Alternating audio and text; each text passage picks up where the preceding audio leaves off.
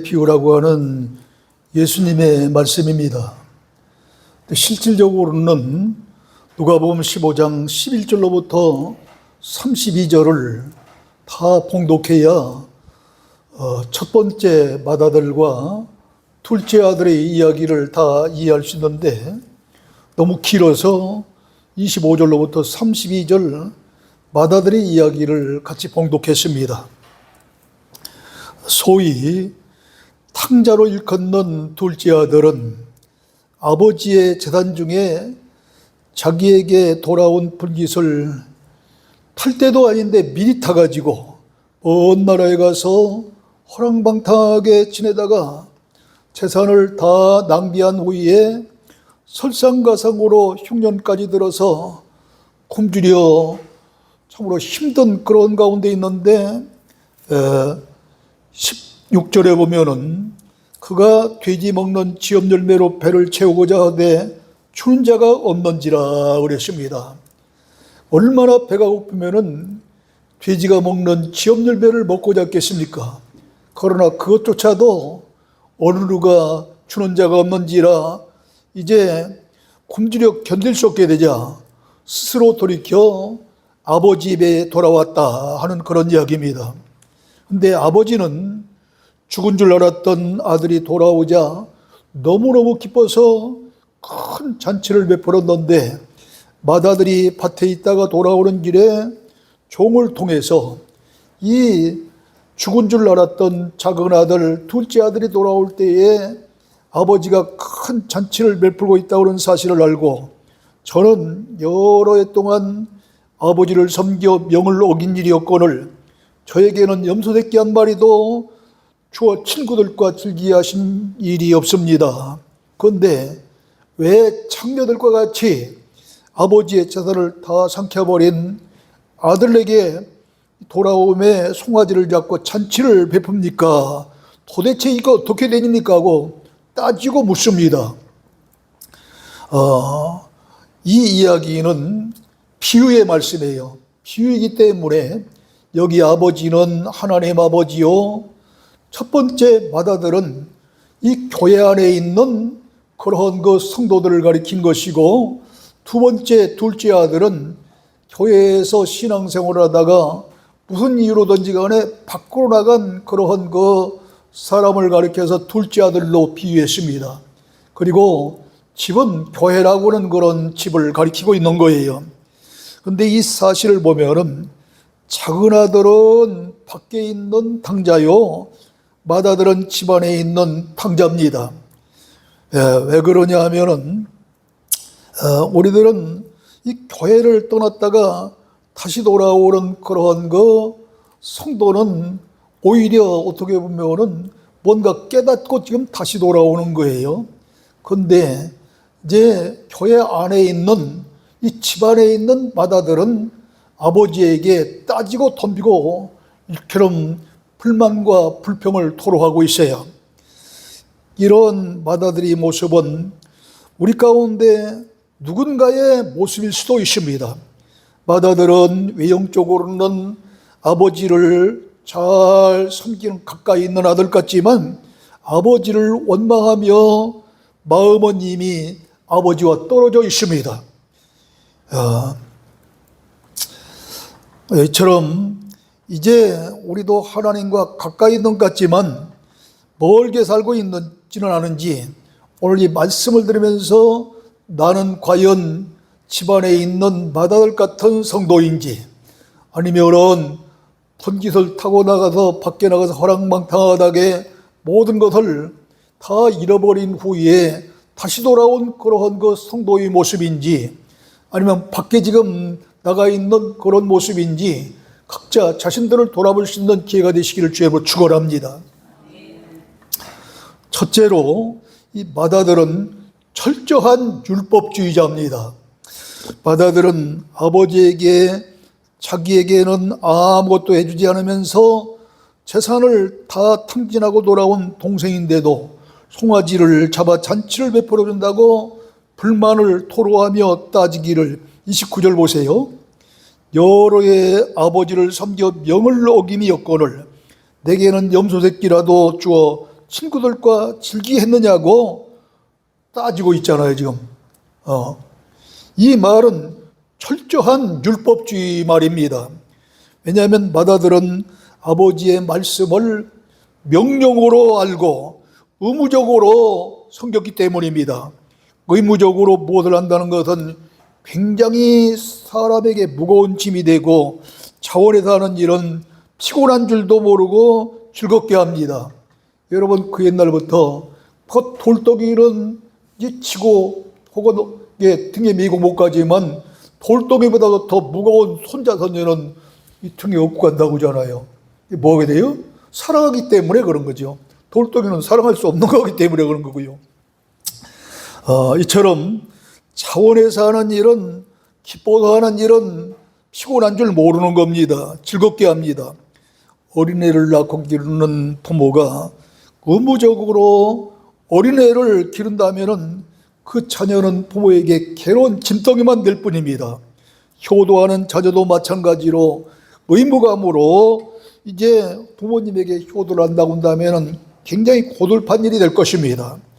교회를 섬기는 교인들도 이처럼 율법적인 그런 의무감에서 봉사하고 섬긴다고 한다면 참으로 피곤한 일입니다. 누구에게 무엇을 주고 베푸는 일도 사랑하는 마음으로 베풀고 주어야지, 또 받을 때도 감사한 마음으로 받아야 하는 것이지, 이게 참 우리들이 의무감으로 이렇게 사랑도 없이 마다들같이 한다고 한다면 결코 이것은 율법적인 그런 신앙인 것입니다. 그러므로 31절로 32절에 있는 아버지의 말씀은, 여러분 보세요. 31절로 32절 봅시다. 이제 마다들이 창녀들과 둘째가 창녀들과 함께 놀아먹다가 겨울 재산을 다 탕진하고 들어왔는데 왜 송아지를 잡아서 잔치를 베푸냐고 그렇게 아주 그냥 아버지에게 따지고 더니까 31절에 보여. 아버지가 이르되 너는 항상 나와 함께 있으니 내 것이 다 내 것이로되 이 내 동생은 죽었다가 살아났으며 내가 잃었다가 얻었기로 우리가 즐거워하고 기뻐하는 것이 마땅하다 아니라 그랬습니다. 이게 아버지의 말씀이 굉장히 온화한 말씀 같지만 이 내용을 잘 분석하면 꾸짖는 말씀이에요. 그렇잖아요? 마땅하지 않느냐 이거죠. 죽은 줄 알았던 아들이 살아 돌아왔는데 잔치를 베푸는 것이 마땅한 일인데 네가 왜 그러느냐 이지.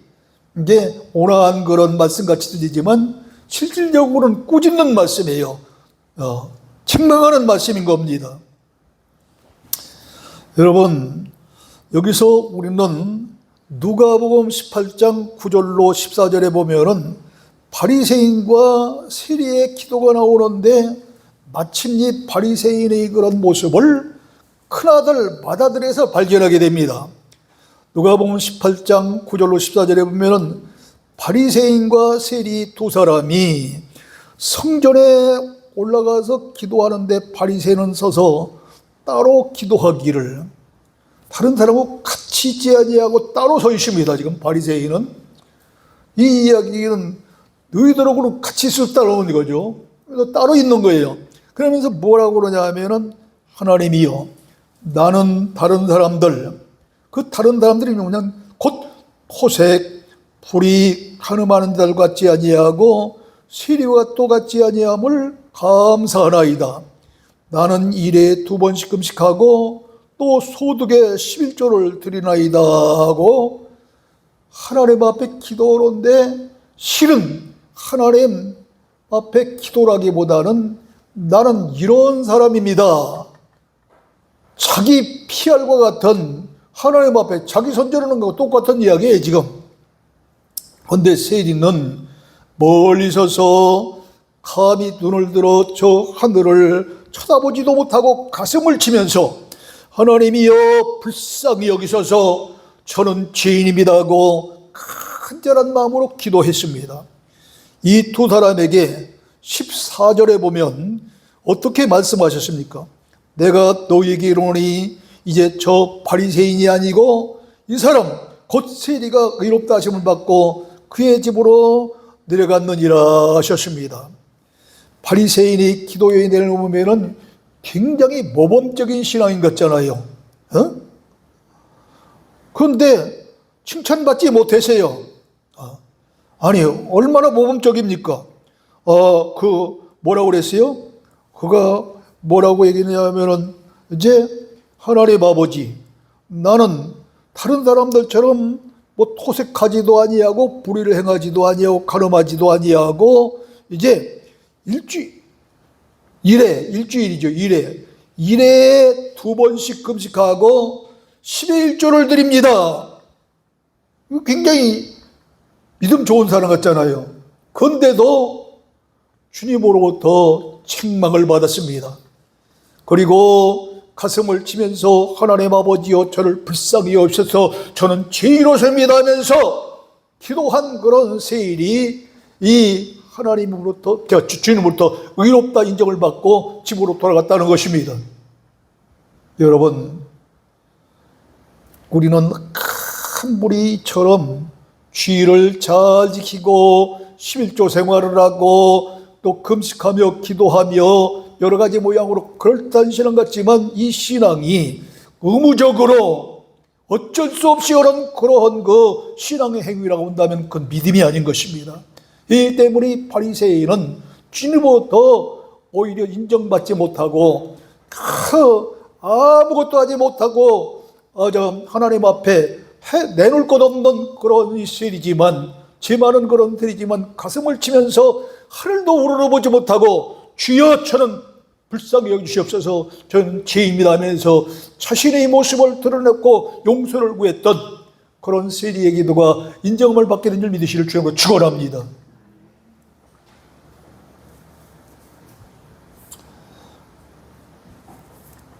그러므로 우리는 교회에서 봉사하고 헌신할 때 무슨 일을 하든지 의무감으로 억지로 할 것이 아니라 차분하여 기쁜 마음과 믿음으로 해야 하는 것입니다.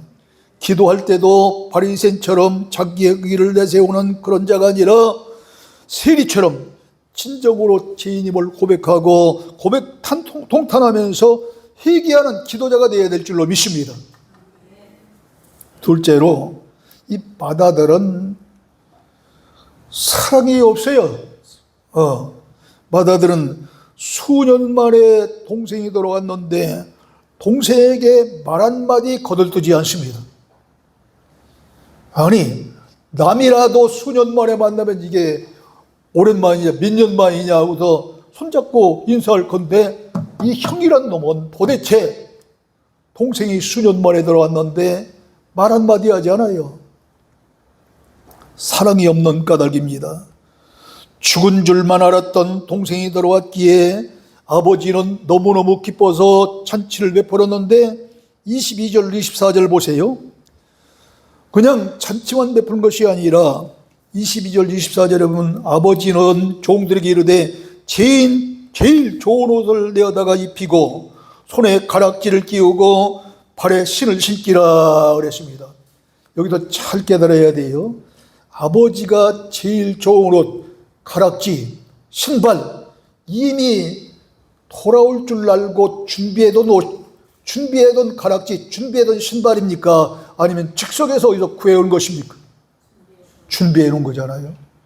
준비해놨기 때문에 아들이 오자마자 잔치를 베푸는 종에게 이처럼 좋은 옷을, 제일 좋은 옷을 갖다 입히고 손에 가락지를 끼우고 발에 신을 신기라 그랬습니다. 이 제일 좋은 옷은 믿음으로 말미암아 하나님이 인정하시는 그런 의의 옷인 거예요. 이 옷은 이제 내가 죄인입니다, 하나님 앞에 돌아왔습니다 하는 그런 하나님이 주시는 믿음의 옷이고, 계시록 19장 8절에 있는 세마포옷이라고 하는 성도들의 옳은 행실이라고 하는 빛나고 깨끗한 옷이 아니에요. 빛나고 깨끗한 세마포옷은 성도들이 친히 준비한 옷입니다. 그렇기 때문에 이사야 61장 10절에 보면은 이 하나님이 준비해뒀던 그런 제일 좋은 옷은 믿음으로 구원받는, 로마서 10장 10절에 마음으로 믿고 입으로 신하여 구원받는이라고 그랬는데, 마음으로 믿는 그 믿는 자에게 주시는 구원의 속옷인 줄로 믿습니다. 그러나 이 계시록 19장 8절에는 누구든지 알 수 있잖아요. 빛나고 깨끗한 옷을 입었으니까. 그것이 성도들이 옳은 행실이라고 그러시니까. 그러한 일은 이제 마음으로 믿는 그런 믿음은 아무도 모르지만 겉으로 나타난 그런 행위는 누구도 알 수 있기 때문에 이사야 61장 1절에 공의의 겉옷이다 그랬습니다. 그러므로 온전한 믿음의 소유자는 구원의 믿음의 속옷뿐만 아니라 공의의 겉옷인 계시록 19장 8절에 있는 성도들의 옳은 행실로 인정받는 세마포옷을 입는 자가 되어야 될 줄로 믿으시길 주로 축원합니다.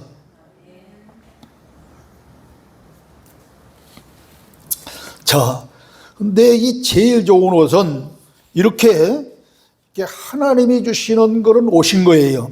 손에 가락지를 끼우고 그랬는데, 가락지는 항상 우리들이 이제 결혼 올 때 보면은 이제 신부에게 신랑이 끼워주는 당신은 나의 것입니다 하면서 끼워주잖아요. 그처럼 하나님이 돌아온 그러한 그 둘째 아들에게 아버지가 가락지를 끼워주는 모습은 돌아온 그런 둘째 아들과 같은 그런 성도에게 끼워주는 약속의 반지인 줄로 믿습니다.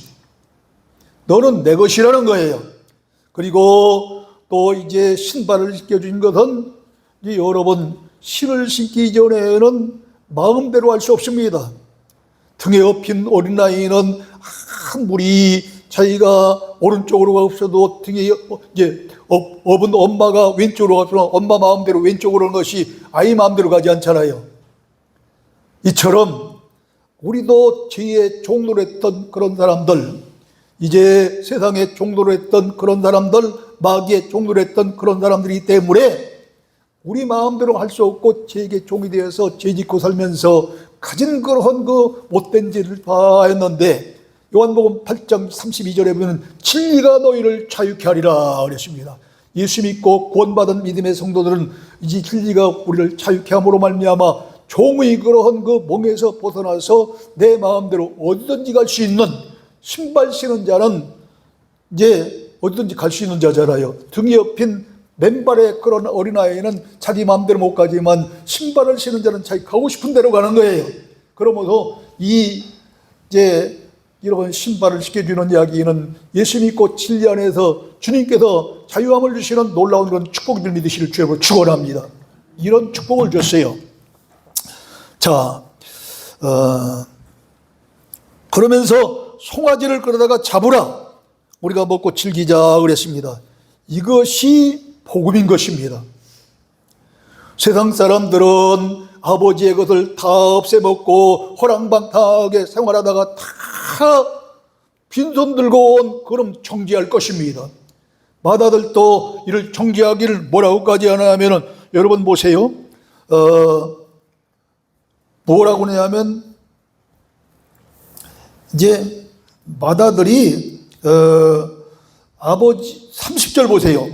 아버지의 살림을 청년들과 함께 삼켜버린 이 아들이 돌아오매 이를 위하여 살찐 송아지를 잡으셨나이까 그랬는데, 자 13절에는 아버지의 분깃을 다 모아가지고 먼 나라에 거기서 호랑방탕하여 그 재산을 낭비하더니, 그래서 호랑방탕했다고 하는 이야기를 큰아들 이 맏아들은 동생이 창기들, 몸 파는 창기들과 놀아나다가 다 없앴다고.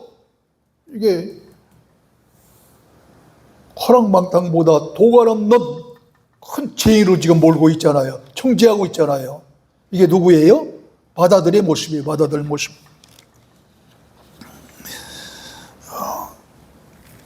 이렇게 이 아버지의 맏아들의 마음은 완전히 달랐고, 또 동생 보기를 이러한 그 나쁜 그런 사람으로 취급을 하는 거예요. 아버지를 사랑한다면은 아버지가 사랑하는 동생을 나도 사랑해야 합니다. 여러분, 여러분의 남편을 사랑한다고 한다면 남편을 낳아주시고 길러주신 시부모도 사랑해야 되지 않겠습니까? 또 남편들도 마찬가지예요. 여러분의 아내를 사랑한다고 한다면 여러분의 아내를 낳아준 장인, 장모를 사랑하지 않겠어요? 아들을 사랑한다고 한다면 아들이 사랑하는 며느리도 사랑해야 되는 거 아니냐고요. 근데 앉으면 그저 며느리 헐뜯는 시어머니, 그냥 시부모 헐뜯는 며느리, 있을 수 없는 일이라고 이런 거예요. 오늘 정녕 이렇게 아버지가 사랑하는 그런 아들이라고 한다면은 맏아들도 아버지가 사랑하는 둘째 아들, 동생을 사랑해야 될 줄로 믿습니다. 이런 사랑이 여러분에게 있기를 주의 이름으로 축원합니다. 이처럼 내가 진정으로 예수님을 사랑한다고 한다면 예수님께서 저주의 십자가에 몸버려 피 흘려 돌아가기까지 사랑하신 그런 죄인들을 어찌 외면할 수 있겠습니까? 우리는 결코 누구를 나쁜 사람이라고, 죄인이라고, 허물 있는 사람이라고 정죄하면 안 되는 거예요. 그런데 맏아들은 아버지가 사랑하는 아들을 사랑하기는커녕 동생을 정죄했어요. 아까 봤잖아요. 30절에 뭐래요?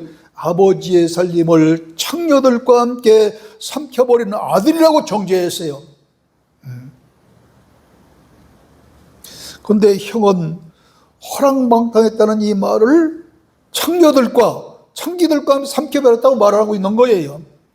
어쩌면은 창세기서 4장 1절로 8절에 보면은 아담이 하와와 결혼해서 아들 가인과 아벨을 낳습니다.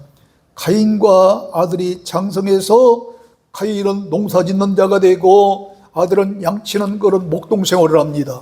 그런데 하나님 앞에 제사를 드리게 됩니다.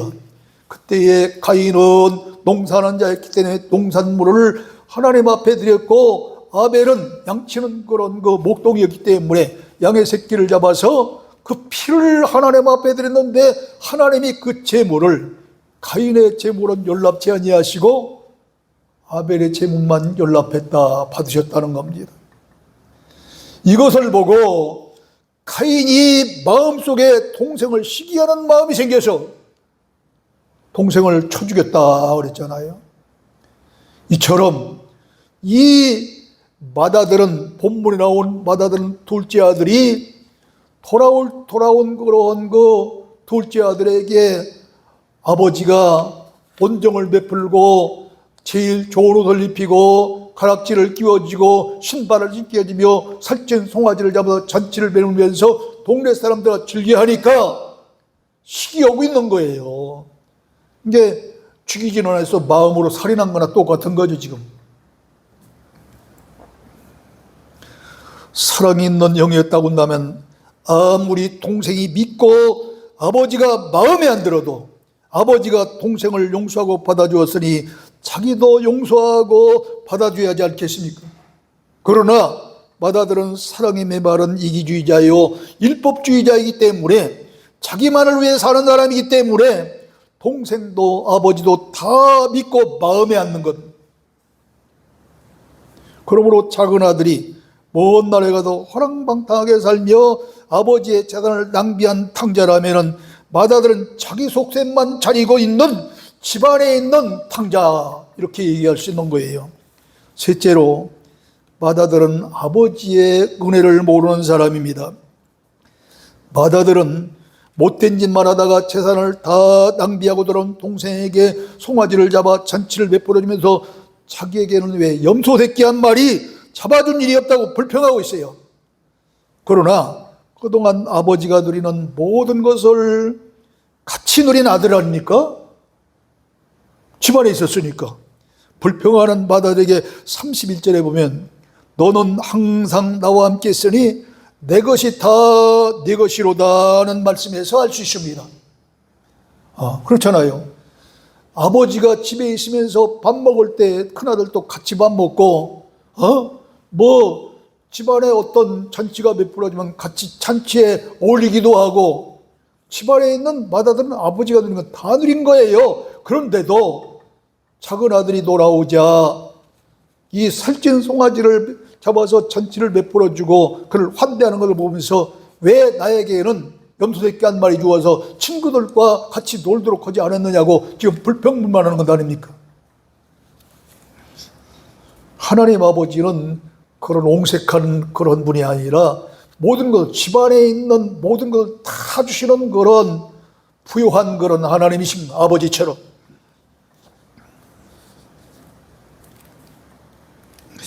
예수님을 믿는 우리도 하나님의 말할 수 없는 큰 사랑과 은혜를 깨닫지 못한다고 한다면 마달과 같이 짜증과 불평이 생길 수 있습니다. 뜨거웠던 믿음이 식어서 죽도록 충성한 것이 이것이냐고 생각할 수 있습니다. 특별히 예수 믿으면서 열심히 11조 생활하고 주일 잘 지키고 또 이제 교회에서 헌신 봉사하면서 어려움을 당할 때 이런 하나님의 그런 은혜를 모르고 하나님의 사랑을 모른다고 한다면 내가 이처럼 했는데 왜 이런 일을 당해야 됩니까? 짜증내고 불평하고 원망할 수 있다는 거예요. 이게 큰 신앙의 문제. 혹시 여러분 가운데 이런 분이 계신다고 한다면 오늘 아버지가 하신 그 아버지의 음성을 들어야 될 줄로 믿습니다. 내 것이 다 내 것이로다. 이 말씀이야말로 하나님의 자연인 우리 성도들에게 주시는 최대의 축복이요 최대의 은총입니다. 둘째 아들이 아버지로부터 받은 분깃, 재물을 다 모아가지고 먼 나라에 갔다 돌아온 것을 보면은 두 아들은 다 장성한 자 같잖아요. 그렇잖아요. 근데 장성한 아들답지 못했습니다. 둘째 아들은 호랑방탕하게 살다가 재산을 다 없애먹고 맏아들은 어린아이같이 셈하고 분노한 것을 보면 어린아이 같은 아들이요 어린아이 같은 신자의 모형인 것입니다. 이게 우리 성도들 보세요. 신앙생활을 수년 동안 했으면서도 어린아이 같은 분들이 더러 있지 않은가요? 셈하고 분노하고 욕심내고 사랑은 그냥 미워하고 이렇게 사는 사람들이 더러 있어요. 이런 분들은 아직도 죄송하지만 어린아이 같은 신앙입니다. 어린아이에게는 내 자녀라도 함부로 무엇을 맡기지 못합니다. 어린아이가 잘못하면 이게 잃어버릴 수도 있고 뭐 가지고 놀다가 그냥 버릴 수도 있고 그렇기 때문에 함부로 못 줘요. 어린아이라도 내 아들이라도. 그러므로 어서빨리 장성한 아들 같은 성도가 되시기를 주의 이름으로 축원합니다.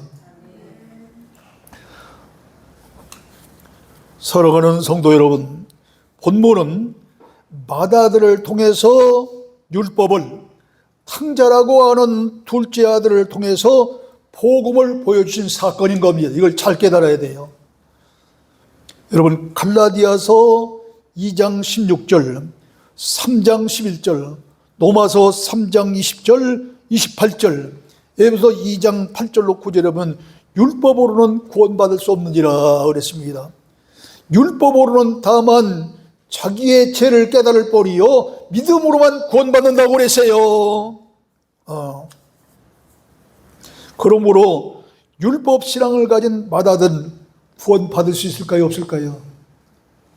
집안에서 11조 생활하고 집안에서 주일 잘 지키고 집안에서 이렇게 열심히 봉사하고 헌신했다 할지라도 이 율법 신앙을 가진 자는 율법으로 구원받을 의롭다함을 받을 수 없다고 그랬으니까 죄송하지만 이런 신앙은 구원받을 수 없음을 우리에게 가르쳐주고 있는 거예요. 둘째 아들 비록 신앙생활하다가 어떻게 된 것인지 이제 교회를 떠났다가 다시 돌아오는데 여러분 여기 15장 누가복음 15장 몇 절을 보시느냐 하면은 19절로 보십시오. 19절 지금부터 아버지의 아들이라 일컬음을 감당하지 못하겠나이다. 나를 품꾼의 하나로 보소서 하리라고 이에 일어나서 아버지께로 돌아가니라. 아버지께로 돌아갔다는 이야기는 비유이기 때문에 하나님 아버지께로 돌아갔느니라 하는 이야기예요. 그러므로 이처럼 밖에 나가서 이 호랑방탕하게 모든 걸 다 없애먹고 돼지가 먹는 지업열매조차 주는 자가 아무도 없어서 배고파 죽겠어 돌아왔지만 자기의 잘못을 깨닫고 자기의 죄를 깨닫고 하나님 아버지 앞에 돌아왔기 때문에 회개하고 돌아온 줄로 믿습니다. 바로 이런 사람에게는 이제 하나님께서 어떻게 돼요? 의의 옷을 입혀줬습니다. 가락지를 끼워줬습니다. 신발을 신겨줬습니다. 그렇기 때문에 이런 사람은 바로 복음을 믿고 구원받은 자의 모습인 줄 믿으시길 주님으로 축원합니다. 그러므로 마달처럼 명을 어김이 없이 주일 지키고 11조 바치고 교회에서 봉사하고 충성하여도 염소새끼 한 마리 없느냐? 짜증내며 불평하지 말고 차원하여 기쁨으로 헌신하고 충성하시기를 주님으로 축원합니다. 이 세상에는 의인은 아무도 없느라고 주님을 말씀하셨습니다. 그러나 마달처럼 자만하며 불평 불만하지 말고 둘째 아들처럼 죄와 허물을 깨닫고 하나님 아버지 앞에 돌아갈 때 용서하시고 품어주시는 사랑의 아버지를 만나 하늘나라의 기업을 받는, 그리고 하늘나라의 그런 그 주인공이 되시기를 주님으로 축원합니다. 우리 모두 이제 사실 따지고 보면 모두가 다 교회 오기 전은 세상에서 죄짓고 허물 많은 탕자의 모습이 아니었습니까? 지난 날들을 돌아보면서 장성한 아들답게 이제 하나님 아버지 앞에 죄와 허물이 있다면은 돌아온 그런 그 둘째 아들처럼 돌이켜 아버지 앞에 와서 잘못을 구할 줄 아는 그런 믿음의 성도가 다 되어져서 영원한 하늘나라 기업뿐만 아니라 이 땅을 사는 동안에도 영혼이 잘 되어지고 범사가 되고 강건해진 축복을 받아서 그리스도의 지인답게 살아갈 수 있는 저와 여러분 되시기를 주의 이름으로 축원합니다. 하나님 아버지, 은혜와 사랑을